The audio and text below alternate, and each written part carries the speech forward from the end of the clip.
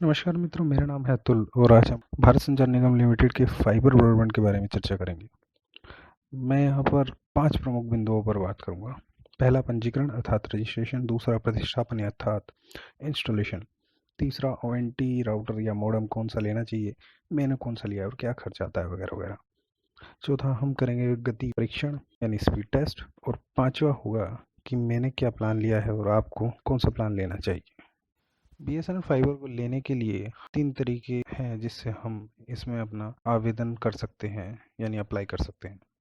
इन 3 विकल्पों में सबसे पहला विकल्प है हम जाएं bsnl.co.in साइट पर, जो कि बीएसएनएल की ऑफिशियल साइट है। यहाँ पर जाकर भी हम आवेदन कर सकते हैं, लेकिन ये तरीका कुछ खास महत्व वाला नहीं है क्योंकि यहाँ पर काफ़ी टाइम लग सकता है। दूसरा तरीके के बारे में बात करते हैं। दूसरा तरीका है जो कि मेन इम्पोर्टेंट तरीका है, वो है इनकी टोल फ्री नंबर पर कॉल करना।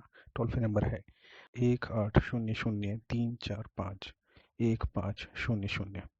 इस पर कॉल करके अभी हमें फाइबर लगवाना है उसके बारे में जानकारी ले सकते हैं कि क्या प्लान चल रहे हैं और कैसे हमें फाइबर मिले। तीसरा और सबसे अंतिम विकल्प है हम नज़दीकी बीएसएनएल ऑफिस जाएं, क्योंकि अंततः आप कोई भी विकल्प चुने आपको ये तीसरा विकल्प फिर भी इस्तेमाल करना ही पड़ता रहता है।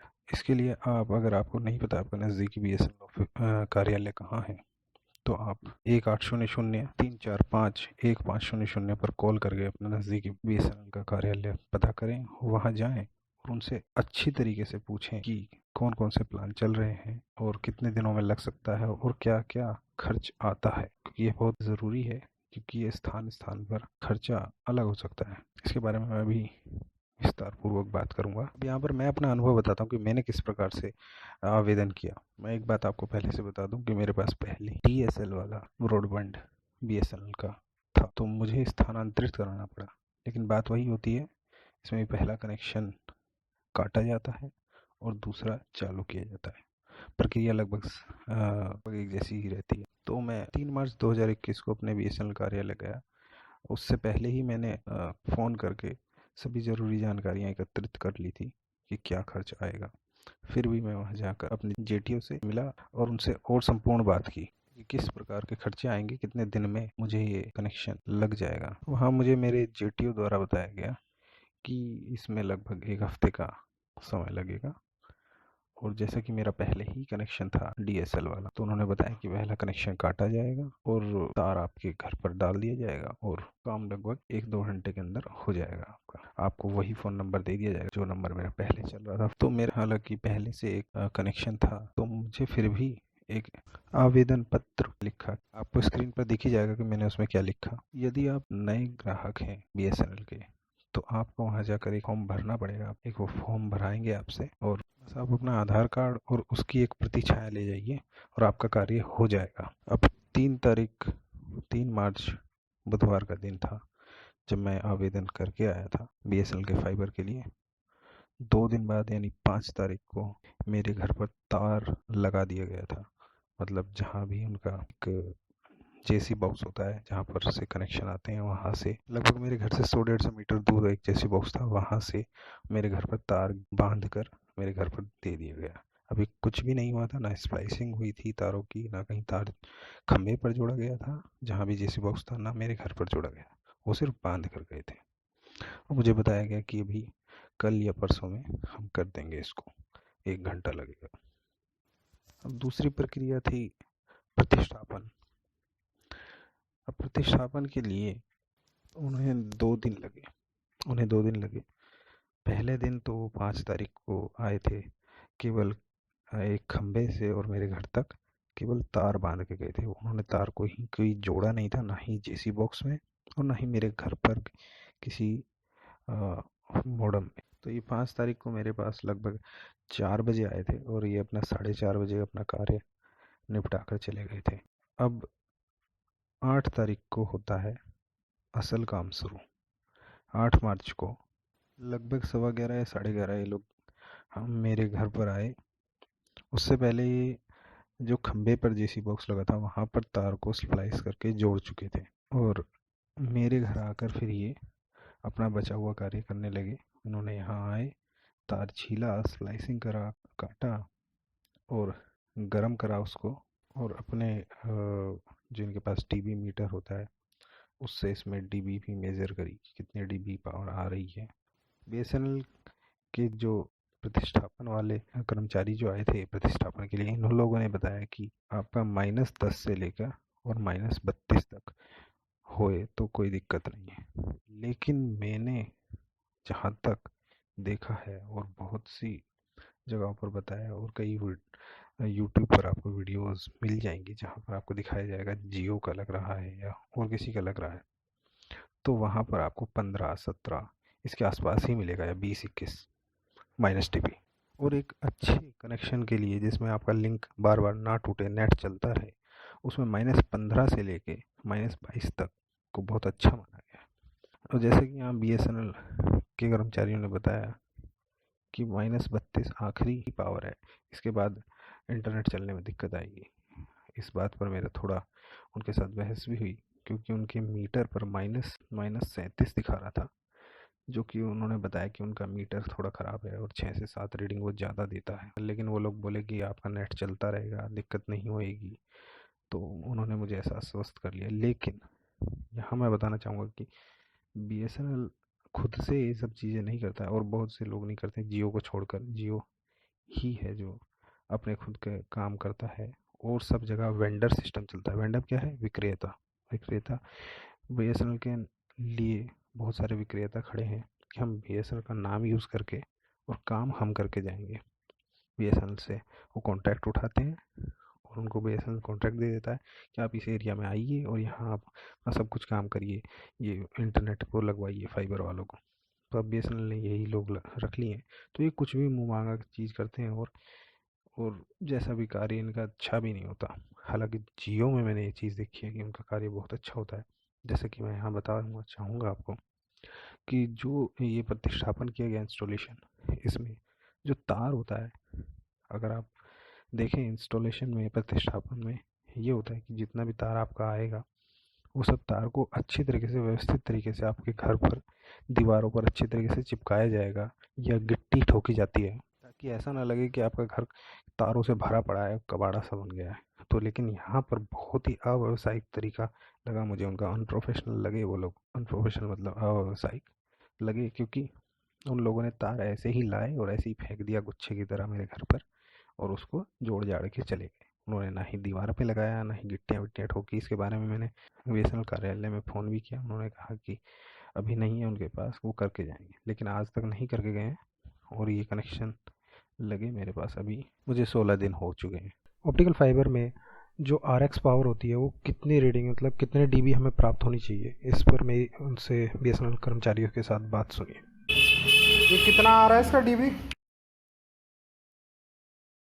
डीबी मीटर में कितना आ रहा है इसका? 30 है? अभी आपने चेक किया था ना, 37 करीब पर आ रहा था। इस 37 में तो मेरे ख्याल नहीं चल पाएगा। पावर मीटर था हमारा 7 डीपी ज़्यादा होता है। 7 डीपी ज़्यादा होता है, पावर मीटर हमारा ख़राब चल रहा है। 7 मीटर, 7 डीबी ज़्यादा बताता है। तो अभी तो 37 से 30 हुआ। हाँ 30 में चलेगा? कैसे चलेगा यार, 15 से 20 के बीच बताते हैं। कौन? अरे क्या बात कर रहे हो सर? नहीं 15 से 20, मैक्सिमम 22 बताते हैं। नहीं मैक्सिमम 30 30 के बाद तो भाई साहब रुकेगा ही नहीं, लिंक टूटता ही रहेगा। अभी आपको चला के दिखाऊंगा। हाँ अगर चला के तो दिखाओगे, लिंक तो आ ही जाएगा नेट तो। जो अगर जितना ज़्यादा डीबी रहेगा तो फिर वो ब्रेक होता है, बार बार ब्रेक होता रहेगा। हमारा था इसी बोर्ड से चल रहा है यहाँ पर, क्या मॉडल। आप क्या बता रहे हो? आपका क्या कॉन्फ़िगरेशन है? कितना बाई कितना रहता है आपका? कितना मिनिमम से मैक्सिमम कितना रहता है? 32 मैक्सिमम, मिनिमम 32 से ऊपर चलता है, लॉस होता रहता है। 32 से ऊपर जाएगा लॉस होता है। नहीं 32 से ऊपर तो लॉस जाएगा। 32 से नीचे कितने तक चलता है, कितने तक होता है आपका मिनिमम कितना रहता है? 10 से 32। अब एक बात और, जिस दिन वो लोग आते हैं प्रतिष्ठापन के दिन, उसी दिन आपको आपका मनचाहा मॉडेम दे के जाते हैं। इसके बारे में अभी हम आगे बात चर्चा करेंगे अगले बिंदु पे, वो आपको पहले ही बताना होता है कि मुझे कौन सा लेना है और कितने रुपए का है। वो सब कुछ बातें पहले ही होती हैं कि मुझे ये चाहिए, इतने रुपए वाला चाहिए, और उसका बिल वो होता तो उन्हें उसी समय देना होता है। लेकिन यहाँ पर फिर से वही अव्यावसायिक वाला कार्य हुआ बीएसएनएल के वेंडर्स के द्वारा, विक्रेता द्वारा, कि उन्होंने मुझे उस समय कोई बिल नहीं दिया और कहा कि बिल तो हम बाद में लाएंगे। अरे भाई, जब आप सामान दे गए हमें तो हमें आप बिल तुरंत ही देना चाहिए। जियो के फाइबर अगर आप लगाते हैं तो आपको बिल उसी समय दिया जाता है, क्योंकि वहाँ ऑनलाइन पेमेंट होती है आपकी, सब पारदर्शिता होती है। यहाँ कोई पारदर्शिता नहीं।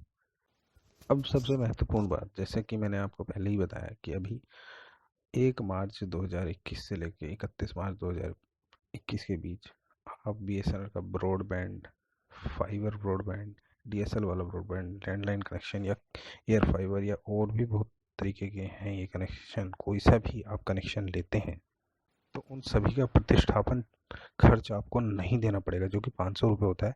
वो अभी के लिए निःशुल्क कर दिए गए हैं। जब आपके पास प्रतिष्ठापन के लिए कर्मचारी आते हैं बीएसएनएल के विक्रेता की ओर से, तो आपको इन्हें कुछ देने की ज़रूरत नहीं है। इन्हें केवल आपने मॉडेम, राउटर या ओएनटी का ही चार्ज देना जो आप खरीदेंगे।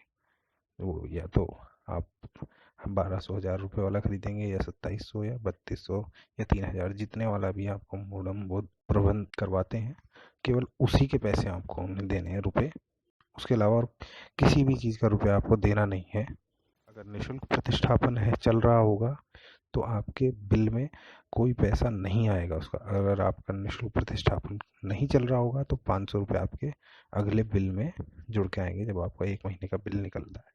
ये यहाँ पर मैं आपको बता दूं, पोस्ट पेड बिल होता है बीएसएनएल के फाइबर का। तो आप 1 तारीख से 31 तारीख तक यूज करेंगे तो उसके बाद आपको अगले महीने की 5 से 6 तारीख के बीच आपको बिल आएगा उस महीने का। जैसा कि मैं कह रहा था कि जो बीएसएनएल के विक्रेता थे वो बिल्कुल अव्यावसायिक थे, उन्हें कुछ आता नहीं था, सिर्फ वह तार जोड़ने। वो लोग मॉडेम को विन्यास अर्थात कॉन्फ़िगरेशन करना भी नहीं जानते थे, इतना भी नहीं आता।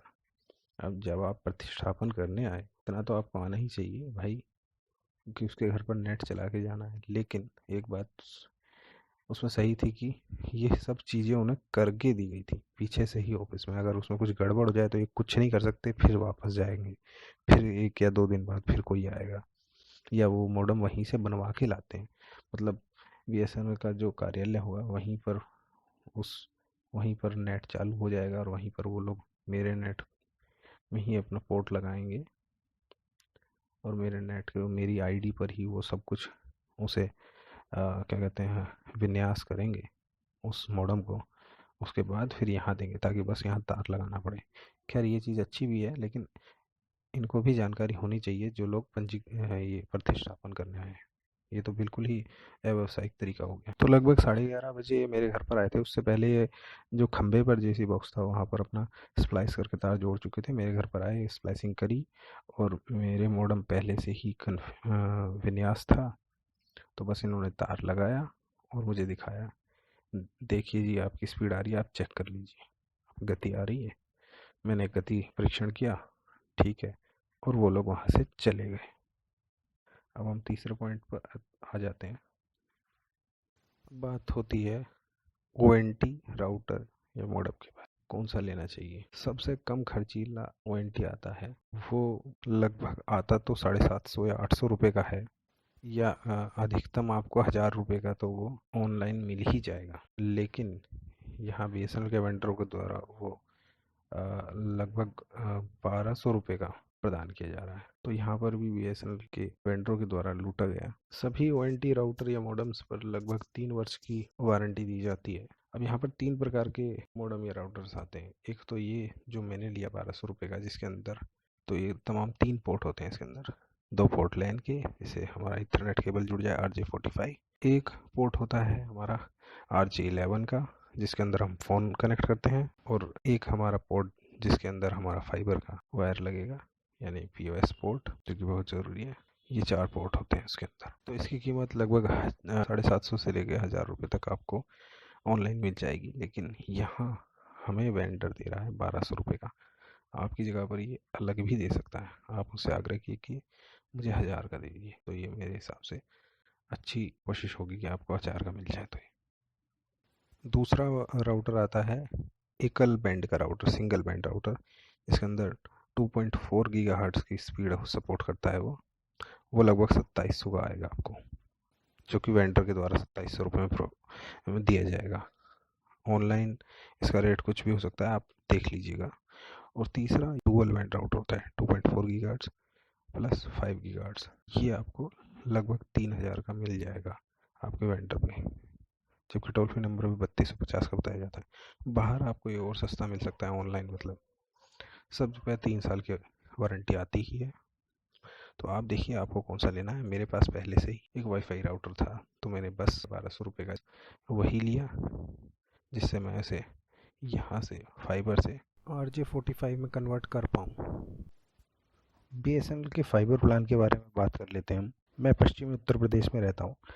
वैसे लगभग सभी जगह all over India, Andaman Nicobar को छोड़ के और एक और जगह है, यहाँ को छोड़कर सब जगह लगभग यही प्लान चल रहे हैं। इसमें सबसे निचले स्तर पर है 449 रुपये का, जिसमें 30 MBPS डाउनलोड स्पीड मिलती है हमें, 3300 GB यानी 3.3 TB तक, जो कि आप बिल्कुल ख़त्म नहीं कर पाएंगे, यह मुझे पूरा विश्वास है। 3300 GB बिल्कुल नहीं ख़त्म हो पाएगी आपकी। अगर ख़त्म हो जाती है तो उसके बाद 2 MBPS की मिलेगी आपको स्पीड, लेकिन चिंता करने की ज़रूरत नहीं, क्योंकि ये ख़त्म होने वाली है नहीं। इसके बाद आता है 599 का प्लान। इस 599 वाले प्लान में आपको 60 MBPS की स्पीड मिलेगी 3300 GB तक, और 3300 GB ख़त्म होने के बाद फिर से वही 2 MBPS की स्पीड मिलेगी। और भी कुछ अन्य प्लान है, यह आप जाके bsnl.co.in साइट पर जाकर यहाँ फाइबर के प्लान सेलेक्ट करके और अपना राज्य सेलेक्ट करके देख सकते हैं कि कौन कौन सा प्लान आपके यहाँ चल रहा है। मैंने कुछ गति परीक्षण किए हैं, ये आप देख सकते हैं कि क्या क्या गति के परीक्षण हैं। इससे पहले मैं आपको बता देता हूँ कि मेरा प्लान जो है वो 30 MBPS वाला है, और मुझे 31, 32, 34, कई बार 36, 37 तक MBPS मिली है। और ये डाउनलोड में है, और अपलोड में भी लगभग 31 से ऊपर ही रहती है, तो नीचे नहीं हुई है। हाँ, लेकिन 2 से 4 बार मेरे को ये 29 या 26 भी मिली है। कह सकते हैं कि गति हमेशा सही ही रहती है। अब मैं आपको बताता हूँ कि आपका कुल खर्चा कितना आएगा।